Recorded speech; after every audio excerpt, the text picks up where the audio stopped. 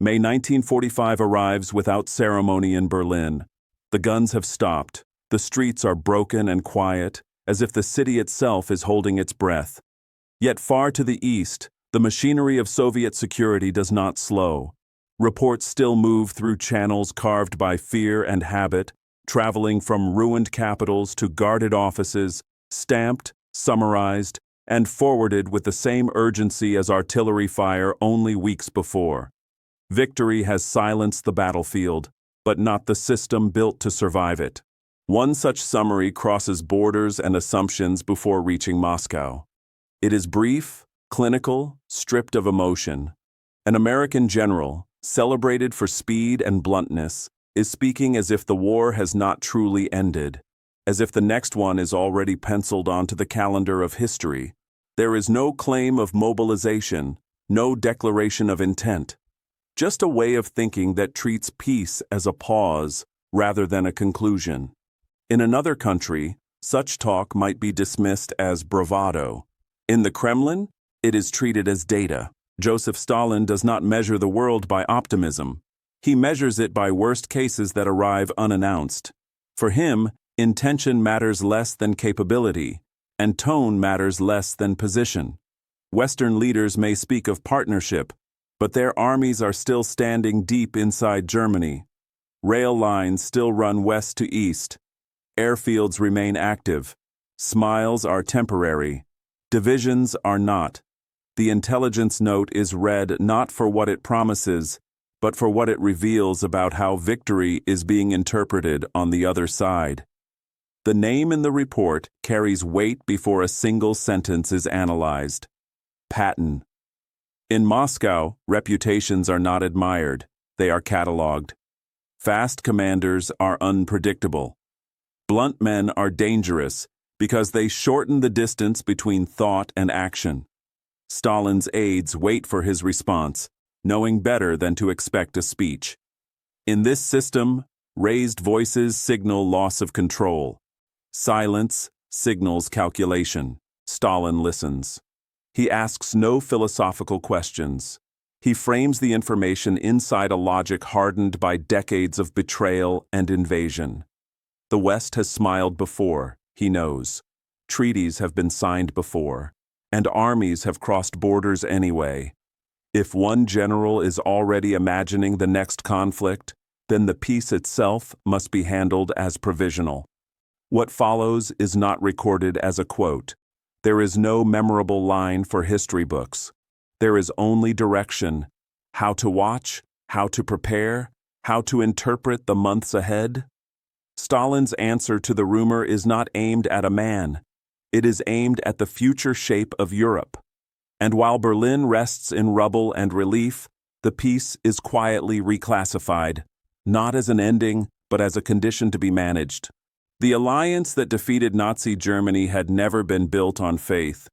It was mechanical, assembled under pressure, held together by necessity rather than belief. The United States, Britain, and the Soviet Union synchronized factories, shipping lanes, and offensives because Hitler demanded it. Strategy aligned because survival required it. But diplomacy lagged behind logistics. Even as victory approached, the alliance functioned like a machine already vibrating with internal strain. On the ground, the end of the war produces scenes meant for photographs. Soviet and American soldiers meet at rivers and ruined crossroads. There are handshakes, exchanged cigarettes, awkward smiles. Yet beneath the gestures, caution persists. Weapons are kept close. Units remain intact. Each side watches how the other moves, how quickly columns redeploy, how orders are given. The war may be over, but habits shaped by 4 years of killing do not dissolve overnight. For Joseph Stalin, this is not a moment of relief. It is a moment of accounting. His worldview has been shaped by invasion, collapse, and recovery, bought at extraordinary cost. Security, as he understands it, is not granted by signatures or speeches. It is earned through depth, buffers of territory, layers of control, and the certainty that no enemy can reach the heart of the state quickly again. Promises fade, Geography endures.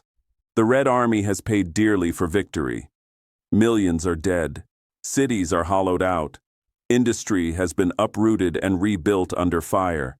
Stalin counts these losses as a form of moral credit. In his calculation, sacrifice demands compensation, not in gratitude, but in influence. Eastern Europe, occupied by Soviet forces, becomes the ledger where that debt will be settled. Anything less feels to him like exposure. When Western leaders speak of free elections and political pluralism, Stalin hears something else. He hears leverage disguised as principle. Elections can be shaped, parties can be funded, governments can turn. To a man who trusts systems more than intentions, openness looks like vulnerability waiting to be exploited. Control, by contrast, looks honest. It admits what power actually does. In a small, unremarkable moment, an interpreter watches two officers exchange courteous phrases through translation. The words are careful. The tone is polite. Both men glance, almost unconsciously, at each other's sidearms. The interpreter understands the subtext without needing to translate it. Peace has begun, but trust has not. By 1945, the fighting has stopped, yet the negotiation has already shifted terrain. It is no longer conducted with shells and armor, but with positioning and assumptions. The war ends without trust, and in that absence, peace begins to take shape as something conditional, measured not by friendship, but by leverage. In Moscow, men often arrive before messages do, not physically, but by reputation. Long before an American general's words are weighed or translated, his name has already been shaped by reports, battlefield summaries, and rumor hardened into profile.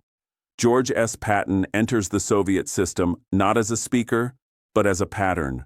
Speed over caution, motion over pause, relentless pursuit as doctrine. To Soviet eyes, this is not romance, it is risk. Charisma in Stalin's world is not admired. It is measured like volatility in a weapon system. Men who inspire loyalty can outrun instructions. Men who speak plainly can destabilize careful ambiguity.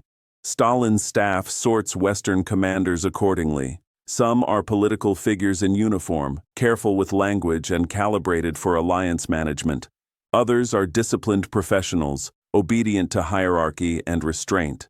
Then there are those who burn hotter, men whose instincts appear louder than policy. Patton is placed firmly in the third category, not because he commands the largest forces or holds the highest office, but because he seems willing to compress thought and action into the same moment. To Soviet analysts, this matters. History has taught them that wars are often launched not by committees, but by men who convince others that delay is danger. If such a man exists inside the victorious American military, then his voice must be treated as an early signal. In a quiet office, a Soviet analyst reads the translated report again. He underlines a sentence, not because it is dramatic, but because it is unguarded. In Stalin's system, accuracy is not merely professional, it is survival. To misjudge a threat is to invite scrutiny. To exaggerate one is equally dangerous. The analyst chooses precision, knowing the difference may decide whether the file is ignored or escalated.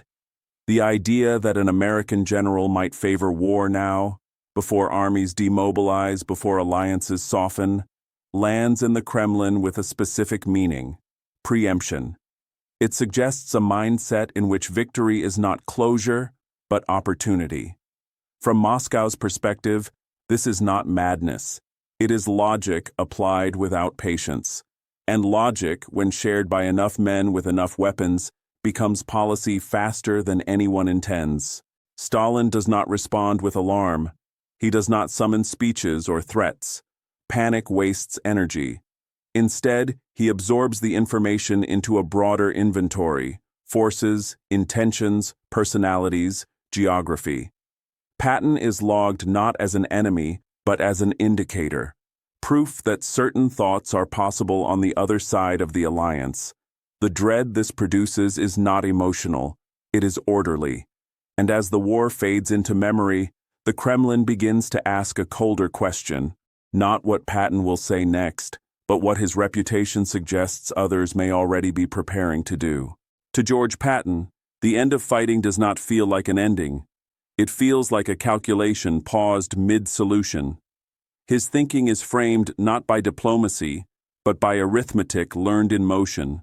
Strength peaks, then decays. Armies demobilize, budgets shrink, public patience dissolves. In that logic, the West is strongest at the very moment peace is declared, and weaker with every trainload of soldiers sent home. Delay, to Patton, is not caution, it is surrender by calendar. He studies the Soviet army with the same lens he applies to any opponent. Its numbers are immense, its endurance proven beyond dispute, yet he focuses on methods rather than mass. Rigid command structures, predictable doctrine, equipment worn down by years of brutal advance. To Patton, these are not signs of invincibility, but of opportunity. Size impresses politicians, methods interest soldiers. And in his private assessments, the Red Army looks formidable, but not unassailable. This logic pushes his thinking further, into territory that unsettles even his admirers. Germany, only recently defeated at catastrophic cost, begins to reappear in his calculations not as a moral lesson, but as a geographic fact. Industrial base, trained manpower, central position. In Patton's mind, the defeated enemy becomes a potential buffer, even a tool, if managed quickly, before ideology hardens and borders freeze. It is a shift that requires a dangerous act of forgetting. Here the moral hazard emerges quietly. To repurpose yesterday's enemy is to blur the meaning of what the war was fought to prevent. The camps are still being uncovered, the ruins still smoke, yet momentum has a way of dulling memory. In Patton's arithmetic, utility begins to crowd out reckoning. The war proved something about power and cruelty, but the future, he believes, will not wait for reflection. Those around him sense the impatience. Staff officers notice how often politics enters his speech as obstruction rather than necessity. Negotiation to him is a mechanism for slowing decisions that should already be made. He speaks of conferences and committees the way a tank commander speaks of mud, something that bogs movement and invites danger. The war in his mind was won by speed. Peace, he fears, will be lost by hesitation. This belief carries a particular kind of arrogance, born not of vanity, but of victory. Success has reinforced his faith that history rewards boldness and punishes restraint. The faster force is applied, the more likely it is to shape outcomes before resistance can organize. It is a philosophy that works brilliantly on battlefields and disastrously in worlds where politics outlasts gunfire. What matters is not that Patton is drafting policy. He is not. What matters is that he is thinking as if the war's internal logic still governs events. To him, the conditions that justified violence have not vanished. They have merely shifted uniforms. Allies today may be adversaries tomorrow, and tomorrow comes faster than civilians expect. This is the first pivot of the story. Not a plan, not an order, but a mindset. One man, still moving at wartime speed, speaking as though momentum itself is destiny. And far away, in offices built on slower, colder assumptions, others are deciding how seriously that way of thinking must be taken. For Joseph Stalin, alliance is never a destination. It is a phase. His default assumption is not friendship, but inevitability, the belief that capitalist powers, by their nature and interests, will one day oppose Soviet security. History, as he reads it, does not reward trust. It rewards anticipation. Cooperation with the West during the war was necessary, but never transformative. The end of Hitler removes the glue that held the partnership together, and Stalin assumes the separation will follow as surely as winter follows autumn. Allied unity, in his mind, is circumstantial rather than philosophical. It existed because Germany demanded it, not because political systems had reconciled their contradictions. Once the common enemy is gone, those contradictions are no longer theoretical. They resume their pressure. Stalin does not ask whether the West will turn against him. He asks when and under what conditions. Timing, not intent, becomes the variable worth managing. The Red Army's position across Eastern Europe is therefore interpreted through a dual lens. It is a prize, won at extraordinary cost, and a shield, purchased with blood. For the first time in Russia's modern history, hostile forces are not massed on its borders. Instead, Soviet troops stand hundreds of miles forward, occupying the terrain from which invasions once came. To Stalin, this depth is not expansion, it is insurance. A buffer is not a luxury, it is the only language geography understands. Western leaders speak of liberation, of restoring sovereignty, of elections, of self-determination. Stalin hears something different.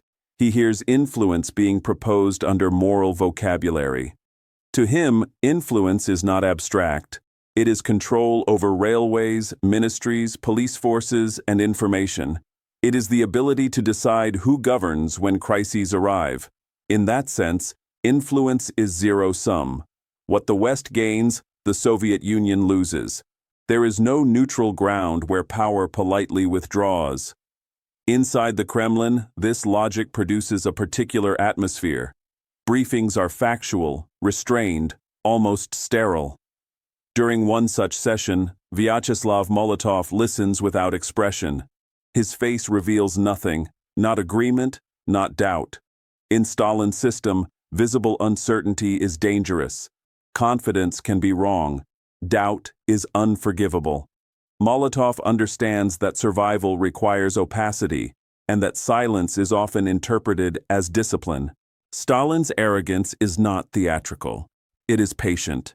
He believes he can outlast Western moods because he does not depend on them.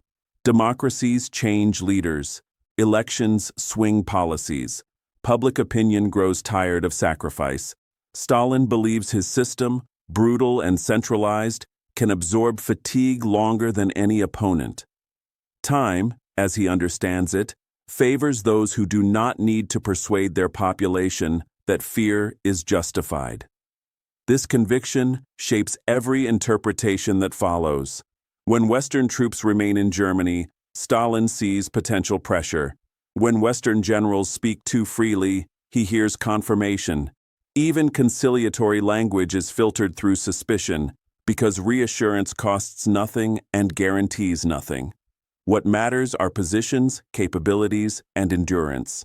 By mid-1945, Stalin has settled into a conclusion that will not be announced, only acted upon. The war has ended, but alignment has not been resolved.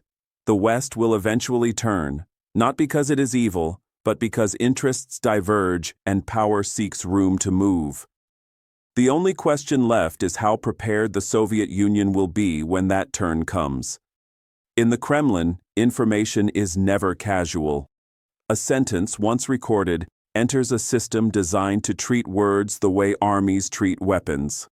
The report concerning Patton is broken down methodically, its source evaluated, its reliability graded, its motive inferred, its intended audience guessed. Nothing is dismissed simply because it sounds provocative. Provocation itself can be diagnostic.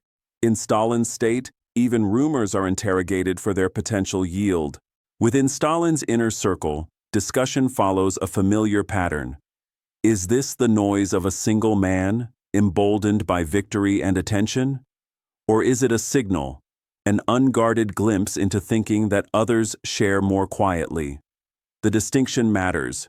Fringe voices can be ignored, signals cannot. The danger, as always, lies in choosing wrongly.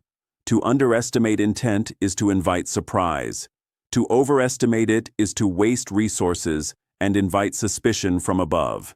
Joseph Stalin resolves the question in the safest possible way. He treats the statement not as personality, but as potential policy. This does not mean he believes war is imminent. It means he refuses to assume it is impossible. In his calculus, preparing for a threat that never comes is less costly than ignoring one that does. Patton, therefore, is no longer merely a general with opinions. He becomes a data point in a broader assessment of Western posture. Orders move outward from that decision. Security services are instructed to observe patterns rather than people alone. Not just Patton's words, but the reaction to them. Who amplifies them? Who corrects them? Who remains silent? Cables are monitored. Press coverage is compared across countries. Military movements are read alongside editorials. The goal is not to catch a conspiracy, but to map alignment, how ideas travel, and how quickly they harden. In a low-level office, far from Stalin's desk, a clerk stamps the report and forwards it along its prescribed route. It is a small motion, almost invisible. Yet in a bureaucracy built on fear and precision, stamps have weight. They elevate fragments into records, and records into reference points. The clerk understands this instinctively. He knows that documents do not merely describe history. They guide how it is anticipated. Stalin's arrogance reveals itself not through bluster, but through restraint. He does not summon generals for lectures. He does not issue threats meant for foreign ears. Noise, he believes, is for those who lack confidence in their position. Preparation is quieter, more durable. By behaving as though the worst interpretation is plausible, he ensures that he will not be caught unready if it proves accurate. The belief phase closes without declaration. There is no announcement that relations have changed, no public acknowledgement that peace has become conditional. Inside the system, however, a line has been crossed. The Kremlin will behave as if war after war is imaginable, not inevitable, but possible enough to justify vigilance. And with that assumption locked into policy, the Soviet state begins to adjust, not toward confrontation, but toward a posture that treats uncertainty itself as the enemy, and preparation as the only reliable answer. After 1945, the machinery of war does not stop. It mutates. Tanks are parked, airfields quiet, but another front line comes alive, less visible and more permanent. The decisive technologies are no longer steel and fuel, but paper and perception. Informants replace scouts. Intercepts replace artillery ranging. Diplomatic language is read the way maps once were, searched for weak points, false assurances, and hidden intent. Victory has shifted domains. Joseph Stalin presides over a system that treats intelligence not as support, but as foundation. His state is an engine built to extract certainty from ambiguity, and it does so through pressure. Analysts are expected to be precise, but precision is enforced by fear. Contradiction is dangerous. Ambiguity is suspect. Reports move upward refined, narrowed and hardened until doubt is replaced by confidence, manufactured if necessary. The goal is not truth in the abstract, but usable clarity. One variable becomes especially important in the weeks after Germany's collapse: demobilization. Moscow watches the American drawdown almost day by day. How many divisions sail home? Which units remain intact? Which commanders rotate out? Speed matters. A rapid demobilization suggests exhaustion and domestic pressure. A slow one suggests hedging. For Stalin, American departure schedules become a barometer of risk. The faster the West goes home, the safer the Soviet position appears, at least temporarily. At the same time, the Kremlin begins to test narratives as deliberately as it once tested defenses. The Soviet Union is cast as vigilant but defensive, burdened by loss and forced into caution by geography. Western generals who speak too freely are quietly elevated as examples of provocation, not condemned directly, but noted. The aim is not propaganda alone. It is framing, establishing moral context early, so future actions can be explained as response rather than aggression. In a small apartment late at night, a Soviet officer turns the dial of a foreign radio set. He listens carefully, notebook open, cigarette burning down unnoticed. He translates not only the words, but the tone, Is it alarmist, casual, defensive? Tone reveals confidence, and confidence reveals posture. This is intelligence work now, measuring moods instead of movements, intentions instead of formations. Within this environment, Patton's voice acquires unexpected value. He is no longer important for what he might do, but for what he represents. Proof that aggressive thinking exists in the West. Evidence that peace is not universally accepted as final. Stalin does not need him to lead an army. He needs him to exist, visibly, credibly, as part of the Western landscape. The lesson that emerges is quietly modern. After 1945, power is exercised as much through interpretation as through force. Rockets and bombers still matter, but meaning travels faster than armor ever could. And as both sides learn to read each other through files and signals, the next conflict, if it comes, will already have been fought many times on paper. Stalin's response to uncertainty is never rhetorical. It is structural. Where the Red Army stands at the end of the war, control tightens, not gradually, but deliberately. Poland, Eastern Germany, the Balkans are no longer viewed as temporary responsibilities of victory. They become strategic depth, measured in miles, rail junctions, and political reliability. Territory is transformed into distance, and distance into time. Time to react, to mobilize, to survive. Occupation, in this logic, is not an event. It is a system.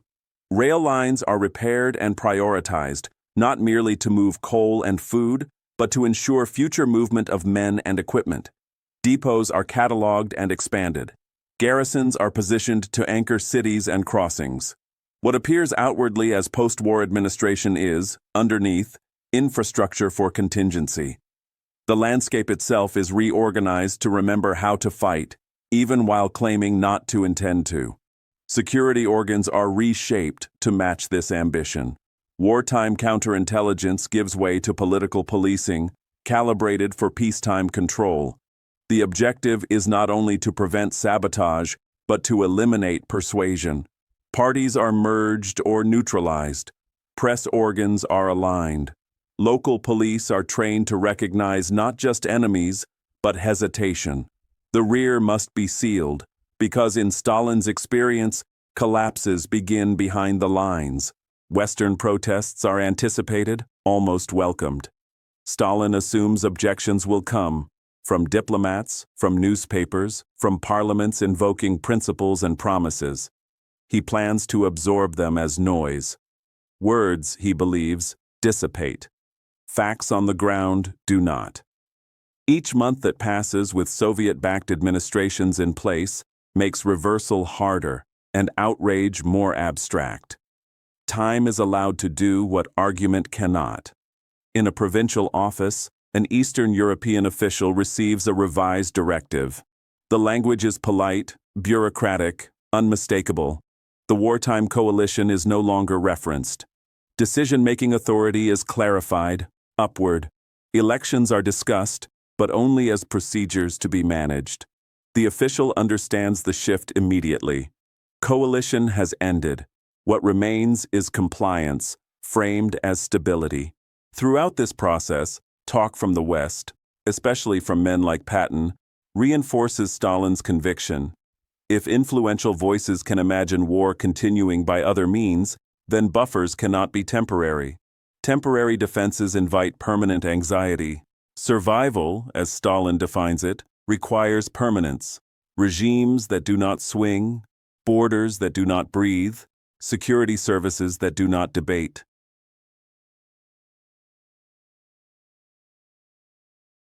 For Stalin, the problem is balance. He must avoid provoking a conflict that the Soviet Union, exhausted by war, does not want to fight. At the same time, he cannot afford to appear uncertain or passive. Weakness, in his experience, invites pressure.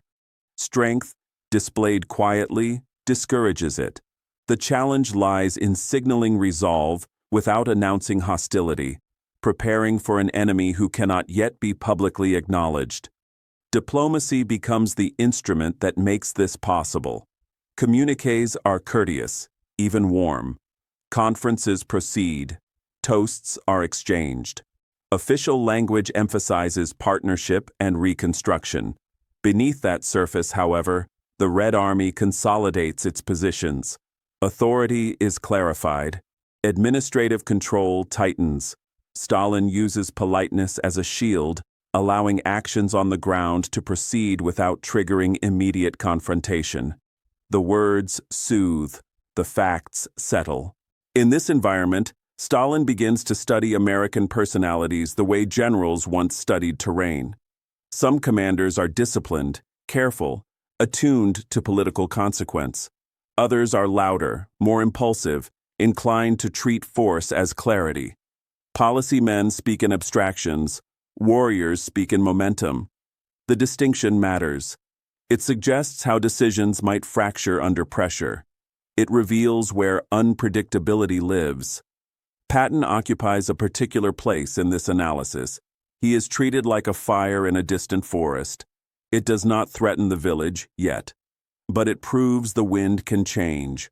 One spark, carried far enough, can alter the entire calculation. Stalin does not fixate on Patton as an individual threat. He fixates on what Patton represents, the existence of aggressive logic inside the victorious Western military. At a formal dinner, a Soviet diplomat smiles, laughs at the appropriate moments, and raises his glass on cue. The room is comfortable, the conversation polite. Hours later, every phrase is reconstructed in a report. Tone is noted. Jokes are evaluated. Emphasis is underlined. The performance of friendship becomes raw material for analysis. In this world, nothing said in peace is exempt from wartime scrutiny. The revelation, slowly forming, is simple and unsettling. Stalin does not need Patton to start a war. He needs him to make readiness appear reasonable. A single credible voice speaking of another war allows preparation to be framed as caution rather than paranoia. It transforms suspicion into prudence. As this logic spreads, something irreversible begins to take shape. Talk of a future conflict, however speculative, accelerates a process that no declaration has yet named. Positions harden, assumptions calcify. The Cold War does not begin with a speech or a treaty. It begins with convergence, when both sides quietly accept that the next war is imaginable and begin arranging the world as if imagination itself were a threat. In the Kremlin, decisive moments rarely announce themselves. There is no dramatic gathering, no raised voice cutting through the room. Joseph Stalin listens more than he speaks. He allows reports to unfold in clipped sentences, asks questions that seem almost trivial, and lets silence do the work of pressure. Those present understand the rhythm. When Stalin talks less, it is because conclusions have already formed. Patton's words, stripped of tone, filtered through translation, contextualized by intelligence, are reduced to something usable. Not outrage, not threat, a problem of structure. Stalin converts noise into a decision tree. If the Americans are divided between politicians and generals, caution and impulse, then that division can be exploited. Time can be used. Positions can be solidified. If, however, they unify around a harder posture, then softness becomes liability. In that case, defenses must be hardened early, before alignment becomes irreversible. This is how Stalin speaks, not through quotation, but through assignment. Directives move outward in calm language. Western troops in Europe are no longer treated as temporary partners of convenience. They are reclassified as potential adversaries who have not yet chosen to be enemies. The distinction is subtle, but it changes everything. Planning assumptions shift. Cooperation becomes conditional. Distance, once psychological, begins to acquire physical meaning. Along the lines where Soviet and Western forces meet, vigilance is ordered, not aggression. Vigilance. Incidents must be monitored carefully, interpreted centrally, controlled locally. No unauthorized escalation, No individual heroics. Every encounter is treated as a possible test. A misunderstanding in this environment could become precedent, and precedent, once set, hardens quickly into policy. In a corridor outside the meeting room, an aide pauses, struck by the atmosphere rather than the content. Stalin has not raised objections. He has not expressed anger. That calm, the aide understands, is more dangerous than fury. Anger can burn out. Calm means systems are being engaged, files opened, assumptions rewritten, resources reallocated. Planning has begun, and planning in the Soviet system has momentum of its own. Patton's name is filed accordingly, not under cause, which would suggest agency, but under indicator, a signal within a larger pattern. The Kremlin does not build strategy around individuals. It builds around trends, capabilities, and probabilities. One man's voice matters only insofar as it reveals what others may tolerate or eventually support. The effect of this moment is not visible to the outside world. Newspapers report cordial meetings. Reconstruction dominates headlines. Peace appears intact. Inside the system, however, posture has changed. The rumor of a future war has been answered, not with threats, but with procedure. Peace is no longer assumed. It is managed. This is the turning point. Stalin does not respond to Patton by escalating rhetoric. He responds by reshaping reality at the margins, tightening observation, adjusting expectations, preparing contingencies that require no announcement. The war is over, but the peace has acquired rules, guardrails, and suspicions. And once peace becomes procedural, armed with plans, governed by caution, it no longer relaxes easily. What began as a sentence spoken too freely has been absorbed into policy. And policy, once set in motion, does not wait for clarification. The post-war world settles into a paradox that is never announced, only lived. Preparation, everyone agrees, is meant to prevent war. Strength deters temptation. Vigilance discourages miscalculation. Yet the same preparation makes peace increasingly difficult to trust. When every move is hedged, every reassurance conditional, calm becomes indistinguishable from pause. The war does not resume, but it also does not truly end. Joseph Stalin assumes that Western democracies are vulnerable to fluctuation. Elections change governments. Public opinion tires of sacrifice. Military budgets shrink when fear fades. Acting on that assumption, he moves quickly to lock in what the Red Army has won while momentum still exists. Borders are clarified, administrations stabilized, security structures embedded. It is not haste, he believes, but realism, because moods shift faster than geography. On the other side, Western leaders read these actions differently. Soviet consolidation looks less like defense and more like expansion. Each tightened border, each controlled election, each new security directive feels like confirmation that Moscow intends to press outward indefinitely. Diplomatic protests follow. Warnings are issued. The Soviets hear these not as concern, but as encirclement, proof that vigilance was necessary all along. In this environment, even the smallest moments carry weight. At a border checkpoint, two soldiers face each other across a narrow strip of ground. Different uniforms, different flags, identical instructions, do not escalate. Each watches the other's hands, posture, breathing. The silence between them is not peace, it is discipline. Both understand that accidents do not announce themselves. They simply happen, and then histories are written around them. In Washington, Patton's influence fades. His outspokenness becomes inconvenient. The chain of command absorbs his ideas and smooths them away. Policy returns to committees, compromises, and cautious language.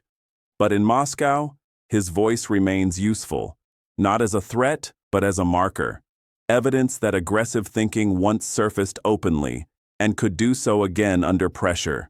This is the reversal at the heart of the moment. Stalin does not need Patton to be powerful. He needs him to be believable. A single credible example allows preparation to be justified without hysteria. It transforms suspicion into prudence and prudence into policy. The absence of war becomes evidence not of trust, but of successful deterrence. By the late 1940s, something intangible has solidified. War after the war is no longer a plan or a rumor. It is a shared contingency, treated seriously by both sides without ever being endorsed. Each prepares because the other might. Each delays trust because trust looks risky in a world organized around readiness. The war that does not happen shapes the peace more deeply than the one that did. And as both sides continue to prepare for a conflict they insist they do not want, the question quietly shifts. Not whether war will come next, but how long a peace built on fear can hold without becoming something else entirely. In the months after victory, George Patton's public standing begins to shift. His discipline problems, sharp remarks, and refusal to soften his language turn from wartime color into peacetime liability. What once read as battlefield honesty now feels like volatility. In Washington, his influence narrows. He remains respected as a commander, but increasingly sidelined from shaping policy. The system he once pushed against quietly absorbs him and moves on. In Moscow, this change is noted, but not celebrated. The Kremlin does not read Patton's decline as safety. It reads it as instability. If one general could speak so freely at the height of Allied victory, what other ideas circulate unspoken within the American military and political system? Silence to Stalin is never absence, it is concealment. The reduction of Patton's visibility removes a signal, but it does not erase the conditions that produced it. Joseph Stalin recalibrates accordingly. Attention shifts away from individual personalities and toward capacity, industrial output, force posture, alliance behavior, political direction after elections. The question is no longer who speaks recklessly, but what the system permits when pressure returns. Stalin plans not against a man, but against a structure capable of regenerating men like him when circumstances allow. In a quiet office, a Soviet analyst updates a file. Patton's name is reduced to a reference, no longer central. Sections are crossed out.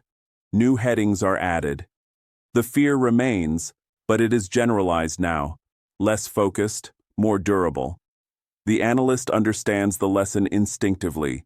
Individuals flare and fade. Systems endure.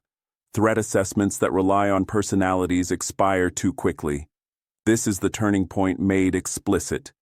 Individuals matter because they reveal tendencies, but strategy cannot depend on their presence. The Soviet Union, scarred by invasions that exploited moments of weakness, plans for the system it expects to face, not the men who temporarily speak for it. American democracy, with its openness and internal debate, looks flexible from within. From Moscow, it looks unpredictable. Patton's death closes a chapter in the West. Tributes focus on campaigns won, risks taken, lives spent. History files him under victory. In the Kremlin, his passing is noted briefly. It closes no file of consequence. He was never the cause, only a symptom, an early articulation of something larger and more persistent than himself. The consequence of this adjustment is quiet but profound. The next war is not launched. No mobilization follows. No formal break occurs. Yet the world is reorganized as if war remains possible at any moment. Borders harden, alliances formalize, intelligence networks thicken, preparation becomes permanent. Relief settles in Moscow, not because danger has passed, but because uncertainty has been reclassified. The loudest voice has faded, but the assumptions it validated remain intact. And so the system continues, planning against a future that has not arrived, while shaping the present as if it eventually must. What began as temporary arrangements now settles into permanence. Occupation zones, first justified as administrative necessity, evolve into political architectures. Administrations are staffed, police forces reorganized, party structures encouraged or dismantled, elections managed with careful boundaries. What was once described as interim governance becomes a system designed to endure. Borders, though still spoken of as provisional, begin to behave like conclusions. For Joseph Stalin, this evolution feels not ideological but practical. His long-standing obsession with security is translated into state design. Ideological leakage is treated the way wartime planners treated sabotage, something to be sealed, monitored, and prevented before it spreads. Information is controlled. Travel is limited. Loyalty is verified not once, but continuously. The state becomes a filter, deciding what may pass through and what must be stopped at the perimeter. The West responds in kind, though through different language. Aid programs are organized to stabilize economies and prevent collapse. Alliances are formalized to guarantee mutual response. Intelligence services coordinate more closely, sharing assessments and warnings. Fear, though articulated differently, has symmetry. Each side insists its actions are defensive. Each views the other's consolidation as confirmation that defense is necessary. In divided cities, the consequences are immediate and intimate. Civilians learn, often without announcement, that the border running through their streets is not merely a military line. It is a life sentence. Families are separated by permits and patrols. Jobs disappear behind checkpoints. A short walk becomes an impossible crossing. The abstract language of security resolves into concrete loss, measured in missed meals and unanswered letters. Patton's phrase, "war after the war," drifts into this environment and takes on a life of its own. It becomes part of the era's mythology, invoked by each side to explain the other's behavior. In the West, it is cited as evidence of Soviet aggression. In the East, as proof that Western intentions were never benign. The phrase no longer belongs to the man who spoke it. It belongs to the story both sides tell themselves.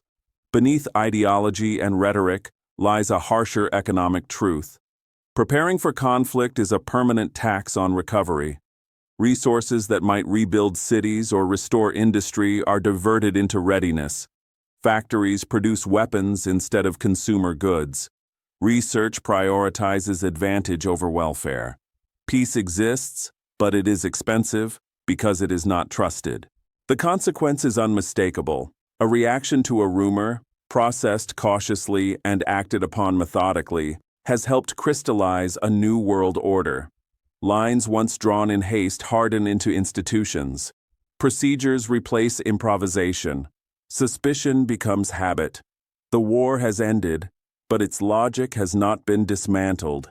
It has simply been reorganized, embedded into governments, borders, and daily life, where it will shape decisions long after the memory of the rumor that helped set it in motion has faded.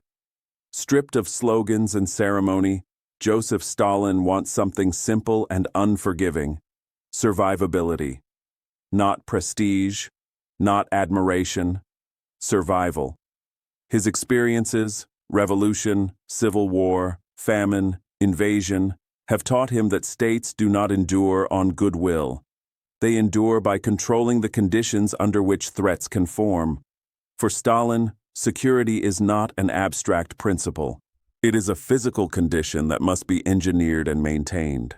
He interprets Western power as inherently reversible. Democracies change direction with elections. Armies demobilize when voters tire of expense. Promises are issued by governments that may not exist a decade later.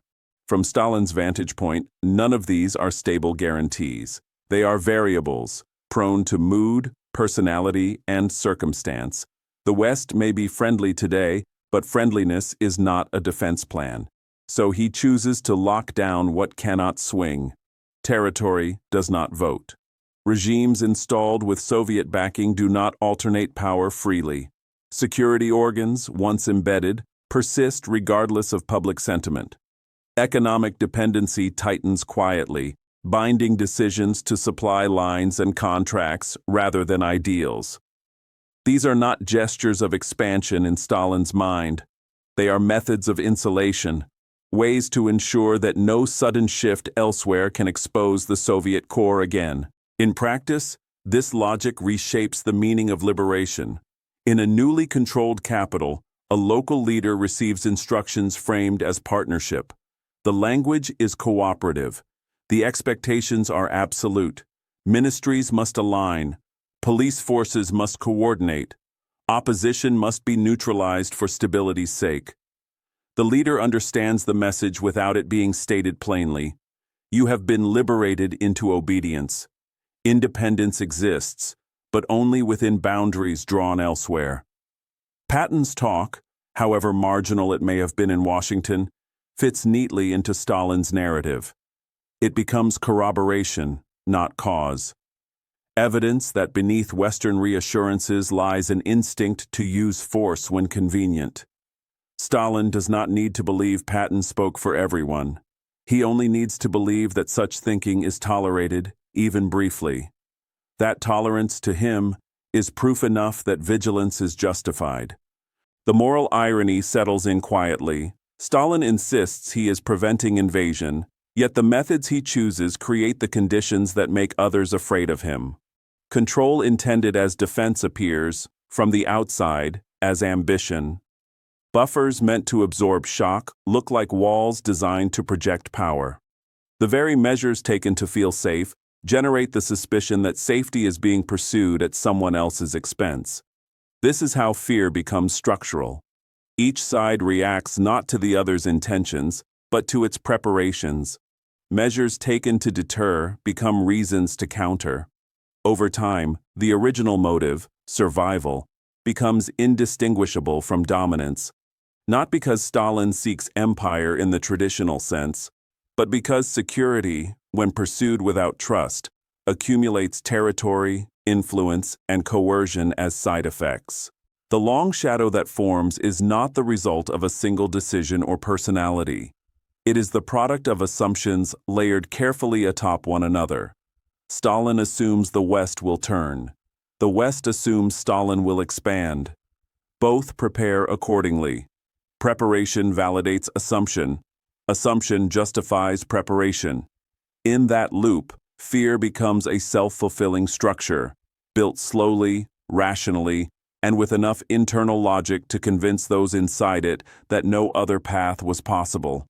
The story returns to its opening question, and the answer remains deliberately unspectacular. What Stalin said when he heard of Patton's thinking is best measured not in quotation marks, but in actions taken. He tightened where uncertainty lingered. He buffered where exposure felt dangerous. He surveilled where intentions were unclear. He consolidated where ambiguity threatened control. His reply was not rhetorical. It was architectural. In that sense, Patton's impulse becomes a mirror rather than a cause. One man, thinking aloud about the logic of momentum, gives another man permission to act on the logic of fear. Neither sets out to create a permanent division. Both respond to a world they believe rewards readiness and punishes hesitation. The tragedy lies not in malice, but in symmetry, each confirming the other's worst expectations without ever meeting directly. The moral cost emerges slowly, and then all at once. Victory, it turns out, is insufficient when trust is absent. Without trust, war does not end. It changes address. It relocates into policy memos, border procedures, intelligence budgets, and alliance structures. The violence stops, but the logic that justified it finds new homes, quieter and more durable than battlefields. A veteran listens to politicians promise peace at a public ceremony. The words are sincere, the applause is real. Later, unfolding a newspaper or studying a map, he notices the lines are still drawn like fronts. Arrows have been replaced by borders. Colors have hardened. The war he survived is over, but its grammar remains intact. He wonders when peace will begin to look different from preparation. The post-war world accelerates into a technological age under this unresolved contradiction. Science rebuilds cities. Industry restores production. Standards of living rise. At the same time, fear organizes these achievements. Innovation is funded with contingency in mind. Prosperity is protected by planning for catastrophe. The future is brighter, but it is also fortified. What lingers most powerfully is the lesson hidden in plain sight. The most dangerous words after a war are not threats. They are possibilities. They are the sentences that make the next conflict imaginable, reasonable, even prudent. Once imagined by enough people with enough influence, preparation follows. And preparation, however defensive its intent, reshapes the world to accommodate itself. In the end, the wall is not built from a single decision or speech. It is assembled from assumptions, reinforced by caution, and maintained by mutual fear. One general speaks as if the war's logic still applies. One leader listens as if history has taught him never to assume otherwise. He heard one general dreaming of another war, and answered by turning peace into a position that never relaxed.